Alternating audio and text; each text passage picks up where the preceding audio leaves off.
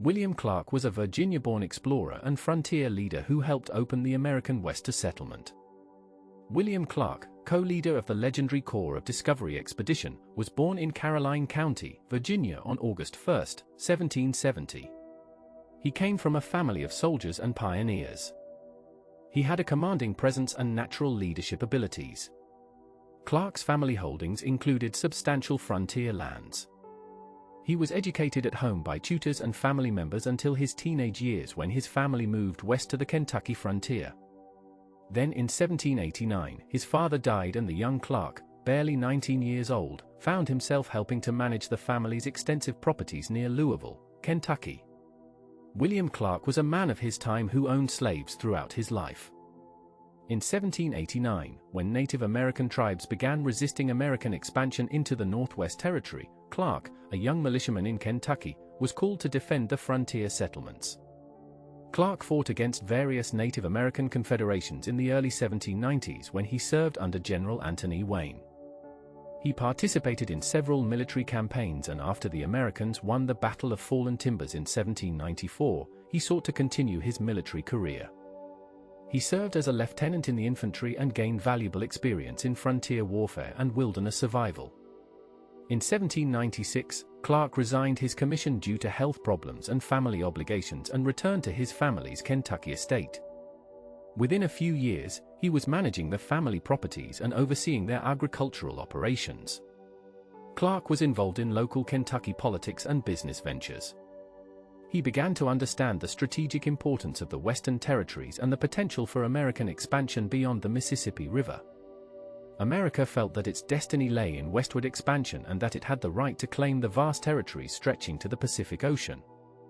William Clark was not a Thomas Jefferson or a scientist or a trained naturalist or any of the educated Eastern elites who theorized about Western exploration. He was a practical frontiersman who understood survival in the wilderness. In 1803, Clark received a letter from his old Army friend Meriwether Lewis. 1 month earlier, President Thomas Jefferson had purchased the Louisiana Territory from France, doubling the size of the United States. Lewis was organizing an expedition to explore this vast unknown territory, and he wanted Clark as his co-commander. Clark was literally the man with the frontier skills who rode to meet Lewis in the fall of 1803, ready to take charge of the expedition's practical operations. In May 1804, Clark and Lewis's Corps of Discovery departed from St. Louis and began their journey up the Missouri River. The expedition traveled through territory no American had ever mapped. They encountered the Sioux, the Mandan, and dozens of other Native American tribes. But within months, Clark was dealing with the immense challenges of navigating unknown rivers and maintaining discipline among the men. William Clark faced obstacle after obstacle, but he never abandoned the mission. He always found a way to move forward another day. On November 7, 1805, the expedition reached the Pacific Ocean. William Clark was a meticulous record keeper who documented everything they encountered. He was using his surveying skills to create the first accurate maps of the region, and no one in the eastern states could have imagined what he was seeing. Clark mapped the terrain, documented the native peoples, and collected specimens of plants and animals unknown to science. But following that achievement was a long, harsh winter on the Pacific coast.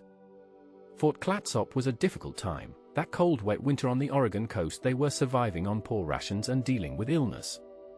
Clark's strategy was all about keeping the men alive and healthy for the return journey. The expedition began the journey home in March 1806, arriving back in St. Louis in September 1806 after traveling over 8,000 miles. In 1807, with the expedition complete, Clark settled in St. Louis and married Julia Hancock, a Virginia woman he had met before the expedition. Clark is pulled back into public service in the years following the expedition, where he takes on the role of Indian agent for the Louisiana Territory, and he agreed to become the chief negotiator with Western tribes to help manage the expanding frontier. On July 1, 1807, William Clark was appointed Brigadier General of the Louisiana Territory Militia and Indian Agent. Clark was one of the most important officials in the Western Territories. Clark led the effort to establish American authority in the region from his headquarters in St. Louis, serving for decades as the primary liaison between the United States government and the Native American tribes. Clark understood that for the frontier to be successfully settled and for there to be peaceful relations with the tribes, he had to negotiate fairly and honestly. He had to set the example of the government official who dealt with Native Americans with some measure of respect and understanding. William Clark's role as Superintendent of Indian Affairs was complex and controversial. He was tasked with implementing federal Indian policy during a time of rapid American expansion.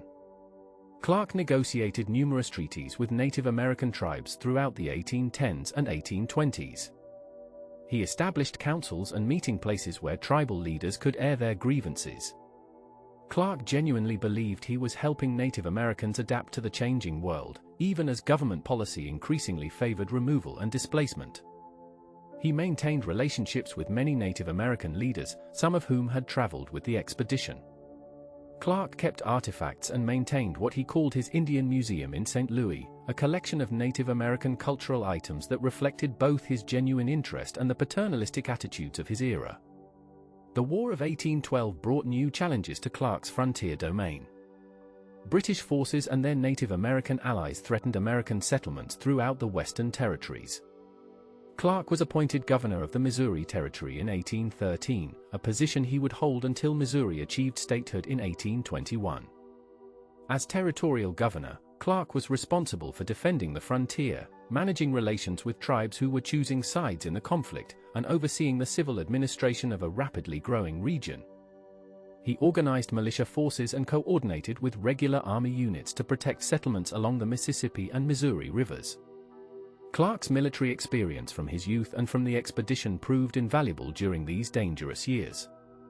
The years following the War of 1812 saw explosive growth in the territories Clark administered. Settlers poured into Missouri and the surrounding regions, creating constant pressure on Native American lands. Clark found himself caught between his official duties to promote American expansion and his personal relationships with Native leaders who trusted him. He negotiated treaty after treaty, each one ceding more tribal lands to the United States. Clark believed he was securing the best possible terms for the tribes, but the pattern was always the same: Native Americans were pushed further west, their territories diminished, their traditional ways of life disrupted. The Osage, the Kansas, the Iowa, and many other tribes signed treaties with Clark, often because they saw him as more honorable than other government officials they might deal with. In 1820, Clark ran for governor of the new state of Missouri but was defeated in the election. The loss was a disappointment, but he continued as Superintendent of Indian Affairs, a position he would hold for the rest of his life. His wife Julia died in 1820 after bearing 5 children, a devastating personal loss. Clark remarried in 1821 to Harriet Kennelly Radford, a widow with 3 children. The blended family lived in St. Louis, where Clark built a home and continued his public duties. He remained one of the most prominent citizens of St. Louis, involved in business ventures, civic organizations, and the social life of the growing city. The 1820s and 1830s brought the darkest chapters of Clark's career as Indian superintendent. The Indian Removal Act of 1830 formalized a policy of forcing eastern tribes to relocate west of the Mississippi River. Clark was responsible for implementing this policy in his region and for dealing with tribes being displaced from the east. The Black Hawk War of 1832 erupted when Sauk and Fox Indians under the leadership of Black Hawk attempted to return to their lands in Illinois. Clark was involved in the negotiations and aftermath of this tragic conflict, which ended in the massacre of Native Americans trying to flee across the Mississippi River. Clark's role in these events remains controversial. He was a man who had lived among Native Americans, who had relied on them for his life during the expedition, and who maintained that he cared about their welfare. Yet he was also an agent of a government policy that systematically dispossessed Native peoples of their lands and destroyed their cultures. Clark's legacy from the Lewis and Clark expedition continued to grow throughout his lifetime. Meriwether Lewis had died under mysterious circumstances in 1809, leaving Clark as the primary surviving leader of the expedition. Clark worked for years to prepare the expedition journals for publication, finally seeing them published in 1814. The published account made Clark and Lewis national heroes and established the expedition as one of the greatest achievements in American exploration. Clark maintained correspondence with other members of the expedition and helped several of them obtain government positions or pensions. He took particular interest in the welfare of Sacagawea's son, Jean-Baptiste Charbonneau, whom Clark had nicknamed Pomp during the expedition. Clark arranged for the boy's education in St. Louis and later helped him travel to Europe. Throughout the 1830s, Clark continued his duties as Indian superintendent even as his health declined. He suffered from various ailments common to men of his age and era. Clark maintained his office and his Indian Museum in St. Louis, receiving visitors who wanted to hear stories of the great expedition and see the artifacts he had collected. He was a living connection to the early days of American exploration and expansion, a reminder of the young nation's bold push into unknown territory.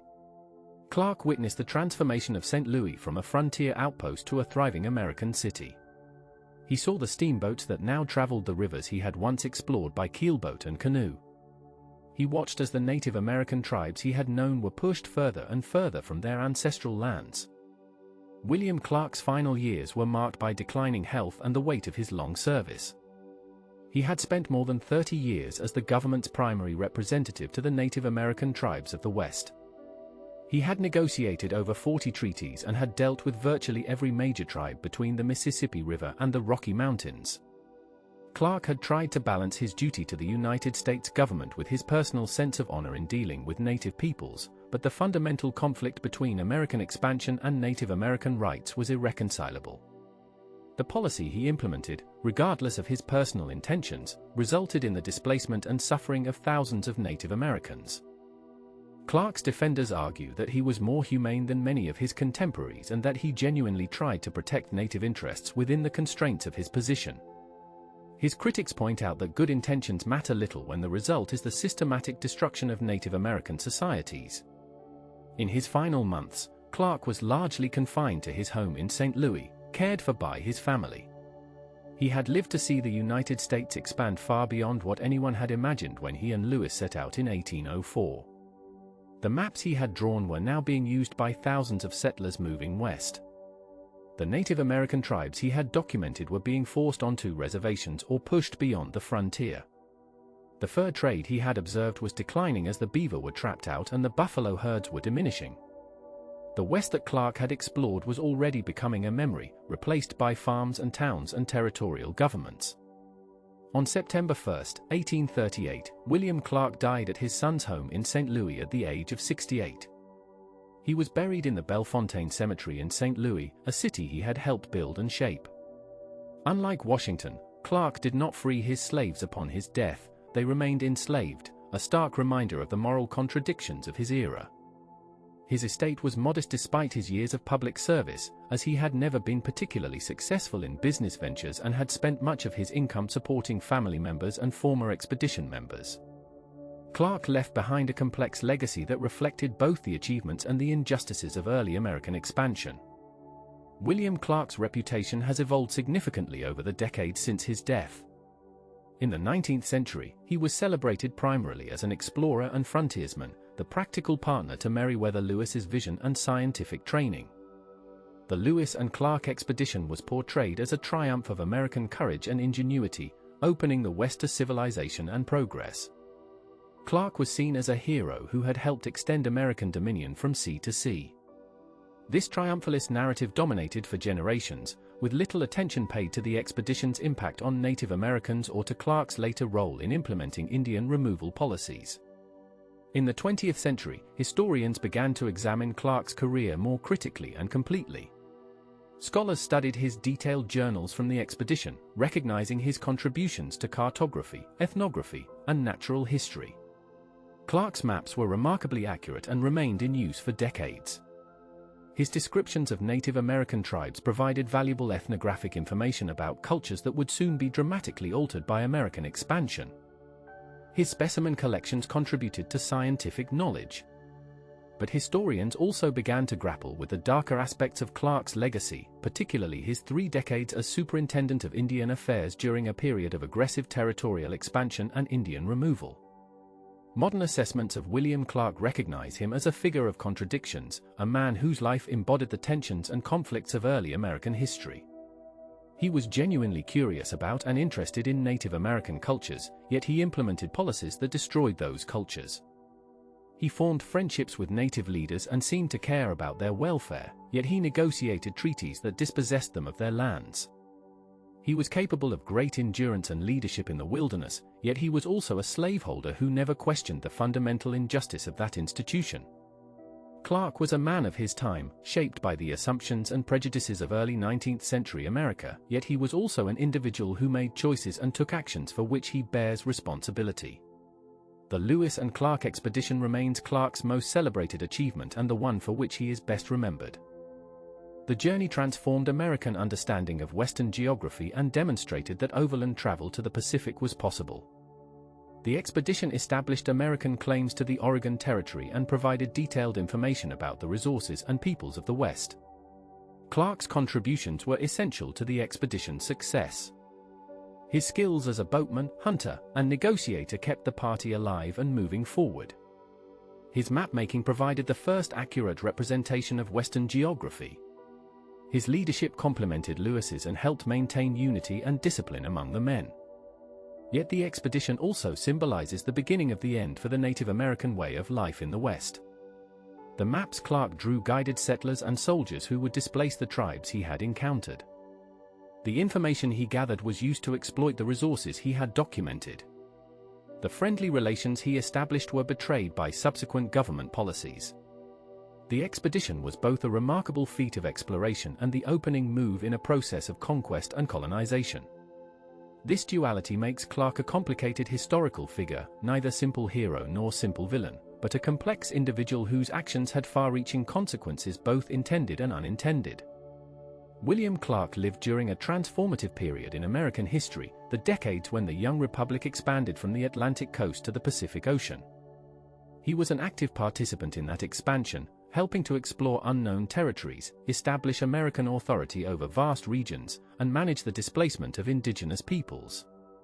His life story is inseparable from the larger story of American westward expansion, with all its ambition, achievement, violence, and tragedy. To understand Clark is to understand something essential about America itself during this formative period: the contradictions between democratic ideals and imperial practices, between individual decency and systemic injustice, between the promise of new beginnings and the destruction of existing worlds. Clark's personal qualities, his courage, endurance, practical intelligence, and leadership abilities, made him successful in his various roles. His limitations, his acceptance of slavery, his cultural assumptions about Native Americans, his willingness to implement unjust policies, reflected the broader limitations of his society. He was neither better nor worse than most men of his class and era, though his position gave him more power and therefore more responsibility for the consequences of his actions.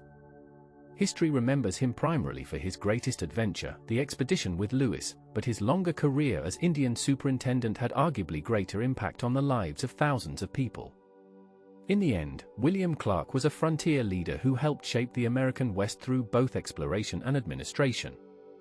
He was a practical man who could navigate unknown rivers, negotiate with diverse peoples, and survive in harsh conditions. He was also a government official who carried out policies that dispossessed Native Americans of their lands and undermined their cultures. His legacy includes both the remarkable maps and journals that documented the West and the treaties that transferred millions of acres from tribal to American control. He was a man of contradictions who embodied the contradictions of his nation and his era, and his story continues to provoke reflection on the costs and consequences of American expansion. William Clark died having witnessed the transformation of the West from unexplored territory to settled land, having played a central role in that transformation, and having left a legacy that remains debated and contested to this day.